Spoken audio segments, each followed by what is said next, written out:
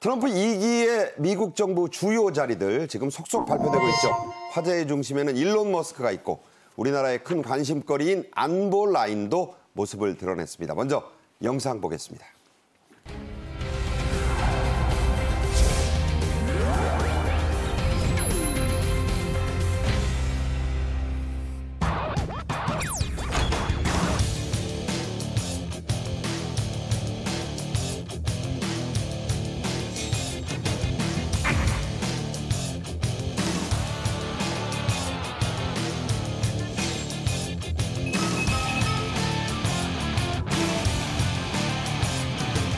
차기 미 정부는 외교안보, 통상, 산업 등 여러 분야에서 상당한 정책 전환을 모색할 것으로 전망됩니다. 실효성 있는 대책을 강구해 주시기 바랍니다.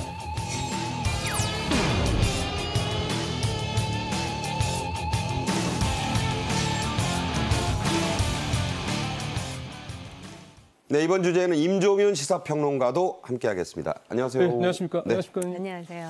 자, 국무장관, 국방장관, 백악관 안보보좌관 등 트럼프 2기의 외교 라인이 윤곽을 드러냈습니다. 자, 어떤 특징이 있죠?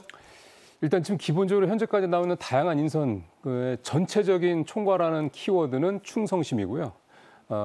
그 분야에 일 잘하고 전문성 있고 무슨 경험이 많고 뭐 다 필요 없습니다. 일단은 트럼프한테 충성을 다할 수 있는 사람이냐, 그것도 끝까지. 그게 첫 번째고, 그 다음에가 이제 약간 강경파라는 겁니다. 슈퍼 강경파 뭐 이런 얘기도 합니다만, 이 두 가지 키워드를 가지고 좀 인선 작업들이 진행이 되고 있고요.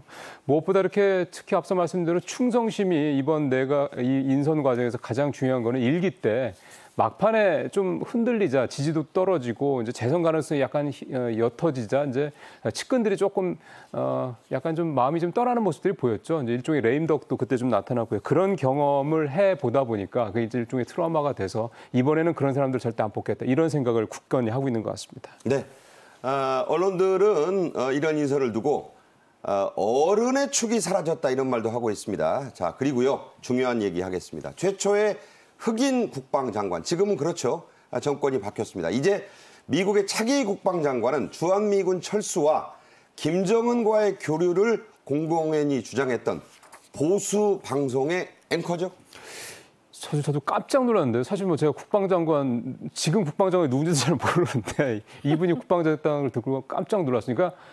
물론 이제 그러니까 전직 이제 그 군 경력은 분명히 있습니다. 잘생겼죠. 나오겠습니다만. 네, 앵커입니다. 예, 주방위군 소령 출신이고 실제로 자원에서 아프가니스탄이나 이라크에서 참전을 했었고, 트럼프 1기 때 이미 보훈부 장관 뭐 하마평에 올랐다가 그때 일부의 반대로 이제 물러나긴 했었는데, 일단 1기 때부터 이미 트럼프 당선인과는 상당히 좀 깊은 관계가 좀 있었고요.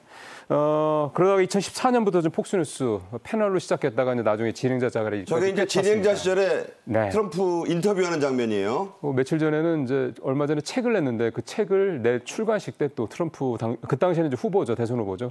같이 만나서 사진 찍고 한 그런 장면까지 나오더라고요. 그러니까 일단 군 경력은 있기는 하지만 지금 이제 미국 군 국방계 이쪽에서 나오는 얘기는 이 소령 경력 가지고 또 앵커 경력 가지고 과연 미국의 국방장관 할 수 있겠냐, 이런 어떤 의구심이라든가 우려감들은 나오고 있는 상황입니다. 자, 이 사람이 뭐 방송 앵커를 했니, 뭐 잘생겼니, 네. 군대 갔다 왔니가 지금 중요한 게 아닙니다. 헤그세스 국방장관 지명자, 북한 김정은과 주한미군에 대해 이례적이고 매우 강경한 발언을 했던 인물이죠? 그렇죠. 44살밖에 안 먹었고요. 근데 그런 발언을 했다는 게 중요하지 않을 것 같아요. 네. 왜냐하면 트럼프가 그래서 이제 어른들의 축에 빠졌다라는 게 지금 그 지명된 사람 보면 참 젊어요. 거의 아들 같은 사람들을 네. 포진시켰는데, 이 사람이 그런 인식, 김정은이라든지 주한미군 철수와 관련해서 그런 인식을 가졌더라도 트럼프가 이제 어떤 식으로 오더를 내리느냐에 따라서 입장을 얼마든지 바꿀 수 있을 것 같아요. 왜냐하면 지금 다른 국무장관으로 지명된 사람이라든지 이런 경우에도 이제 그런 예가 있거든요. 그래서 제가 볼 때는 이 국방장관 지명자에 대해서 미국인들도 사실은 국방부하고 관련이 없는 인물이기 때문에 관심을 상당히 많이 가질 것 같고요. 대체로 예스맨처럼 행동할 가능성이 많다. 미국의 네. 국익이라는 이름으로. 근데 이제 나중에는 이게 미국의 국익인가 트럼프의 이익인가를 우리가 이제 헷갈릴 때도 있을 것 같아요. 네. 주목되는 젊은 국방장관입니다. 백악관 안보보좌관에 임명된 마이클 월츠 하원 의원. 판문점과 DMZ를 다녀갔고요. 북한 문제에 대해서 언급을 아주 강력하게 했던 그런 인물이죠. 그렇죠. 북한에 대해서 미국의 공화당 출신 정치인이라든지 또는 관계자들은 굉장히 강경해요. 근데 트럼프가 일기 때 북한에 대해서 보여줬던 방향은 사실은 오히려 문재인 정부가 환영을 하고 정말 안보에 대해서 걱정하는 사람들이 이게 뭐지라는 인상을 많이 가졌거든요. 그렇기 때문에 이 안보 보좌관으로 임명된 그린 베레 출신의 하원 의원, 이 사람도 50세밖에 되지 않았습니다. 아니 나이가 많은 거예요, 의원님. 너무 그 44세를 젊다고만 하시니까. 트럼프에 비하면 그렇죠, 지금 물론. 상당히 젊은 사람들이 그리고 지난 일기 때에 비하면 그렇다라는 것이고요. 이 사람은 특히 그 6.25 참전 용사 정비 사업을 진행했다라든지 또는 그 지금 북한이 그리고 북한을 돕는 나라들이 동아시아의 한반도뿐만 아니라 안보를 위협한다고 얘기하지만 막상 이제 딜메이킹을 하게 될 때 이 안보 보좌관이 트럼프와 다른 목소리를 낼 거라고는 기대하지 않아요. 전부 예스맨들이다, 충성파들이다. 그러니까 과거 발언이 중요하지 않을 것이다 이런 말씀을 지금 해주고 계십니다. 트럼프 당선인이 윤 대통령과의 통화에서 대한민국 조선업의 도움이 필요하다고 해서 사람들이 저게 무슨 얘기지 했거든요. 그렇죠. 왈츠 보좌관도 그런 언급을 했네요. 예, 아주 굉장한 대중 강경파입니다. 2022년 베이징 동계올림픽을 보이콧하자 뭐 이런 얘기가 할 정도의 사람이 있는데 이분이요 지난해 9월에 이 미국은 국가 해양 전략이 필요하다라는 그런 기고를 한 게 있습니다. 이 내용이 이제 현재 미국의 특히 이제 해군 군사력이 지금 중국에 비해서 계속 뒤처지고 있다 이 얘기를 했거든요. 실제로 제가 좀 자료 조사를 한 걸 보면 중국은 매년 이지스 구축함 8척, 잠수함 3척, 호위함 3척 이렇게 적어도 11척 이상을 매년 좀 건조를 하는데 반면 미국은 이지스함 1척, 잠수함 1척밖에 못 만들고 있습니다. 그러니까 현재로 봤을 때 통계적으로 보더라도 중국의 전투함은 지금 355척이나 되는데 미국의 지금 함정, 전투함은 300척이 안 되는 거거든요. 근데 이게 지금 이런 거고 미국이 앞서 말씀드린 이 조선업 상황을 생각하면 계속 벌어질 수밖에 없다는 거죠. 그런 차원에서 트럼프 당선인이 왜 한국의 조선업에 도움이 필요하다는 얘기를 했고 월츠 내정자가 안보보좌관 내정자가 왜 한국 해양 산업과 관련해서 한국과 일본의 도움이 필요하다라고 얘기한지 그 이유를 이제 충분히 알 수가 있는 거죠. 네. 자, 이제 다음 얘기를 좀 해보죠. 바이든 정부, 아직은 바이든 정부잖아요. 결국 북한군의 우크라이나 참전을 공식 확인했습니다. 자, 이게 어떤 의미가 있을까요? 일단 북한군이 전투에 투입됐다는 것에 대해서 지금 미국 행정부는 단호히 비판하고 대응하겠다라고 할 수밖에 없는 것이고요. 그다음에 미 국무부가 이런 입장도 확인했습니다. 즉 10,000명 이상의 북한군이 지금 크루스크에 배치가 됐다라는 것이거든요. 근데 크루스크라는 지역은 원래 러시아 영토였는데 지금 우크라이나의 점령하에 있는 지역입니다. 그리고 지금 이제 젤렌스키 같은 경우는 이 러시아를 타격할 수 있도록 장거리 미사일로 이걸 허용해 달라라는 것이 이제 젤렌스키의 입장인데 과연 미국 정부가 이것을 이제 수용할지가 관심 사안이고요.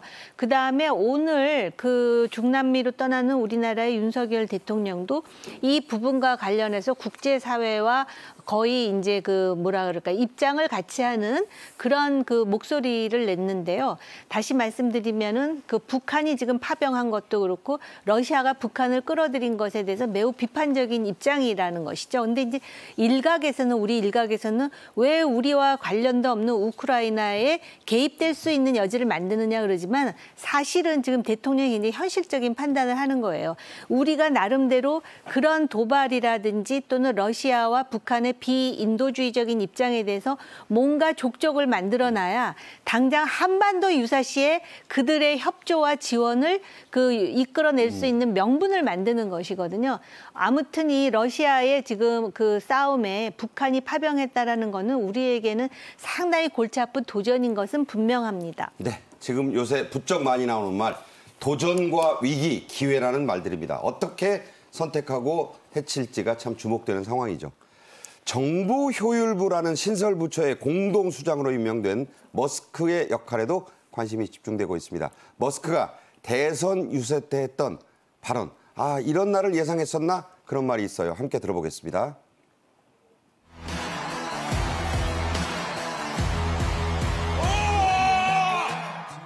not just MAGA. I'm dark, gothic MAGA. Well, the energy in this room is incredible.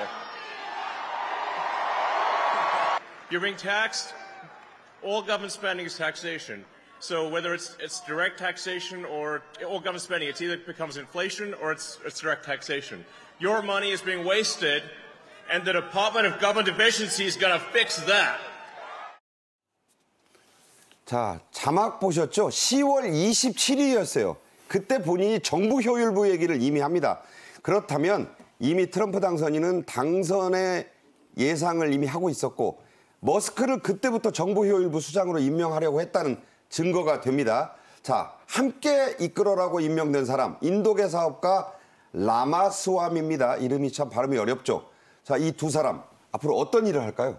일단은 정부 예산 축소 작업, 절감 작업을 제일 먼저 해야 될 것 같습니다. 이게 사실은 그동안에 사실은 누구나 다, 그러니까 미국의 뭐 월가도 그렇고 그다음에 학계에서도 그렇고 다 이제 미국의 정부 예산이 너무 방만하다. 그러다 보니까 재정 적자가 너무 커지고 있다. 이대로 가면은 정말 위험한 상황이 올 수 있다. 이런 얘기들을 계속 했기 때문에 가장 눈에 그 어떤 효과가 가장 눈에 빨리 보일 수 있는 이 부분부터 좀 손을 댈 거로 보이는데 2026년까지 머스크가 구체적인 로드맵을 내놓겠다 얘기를 한 상황이고 2년 남았다는 얘기가 좀 되는 거죠.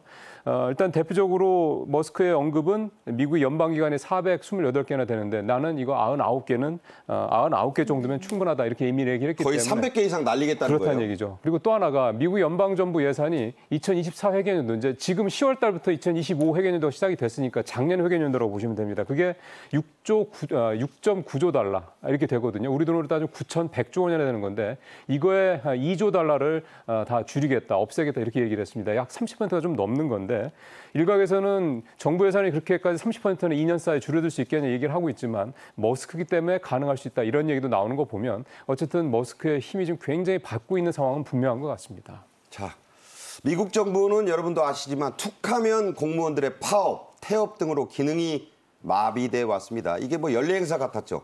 자, 머스크와 라마스와미가 관료주의 타파를 선언했는데 이게 참 어려운 문제인데 가능할까요?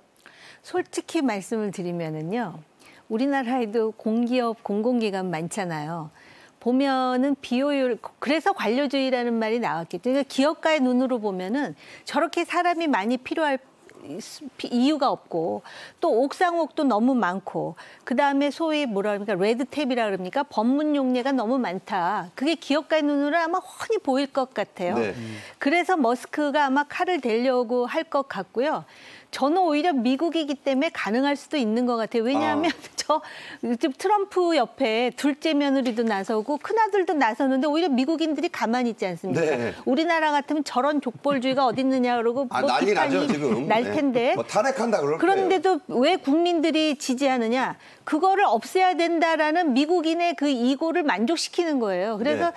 제가 볼 때는 오히려 머스크가 할 가능성도 있는데 제가 볼 때는 근데 지금 그 효율부 거기 지금 수장이 2명이잖아요. 네. 저는 오히려 그게 문제일 수도 있다. 그러니까 왜냐하면 워런 민주당 상원의원이 한 사람이 할 일을 두 사람이 하냐고 꼬집었어요. 근데 이 라마스와미라는 사람이 소위 제약업계의 워렌 버핏이라고 할 정도로 굉장히 똑똑한 사람이거든요. 근데 용이 2마리가 지금 머리로 작동을 한다는 것이 오히려 효과가 반감되는 결과로도 나올 수 있다라는 조심스러운 예측도 해봅니다. 자, 이 쌍두사가 과연 미국을 제대로 이끌지 한번 좀 지켜봐야겠습니다. 정호김 전 국회의원, 임종윤 시사평론가와 함께 말씀 나눴습니다. 잘 들었습니다. 네, 수고하셨습니다. 네. 네.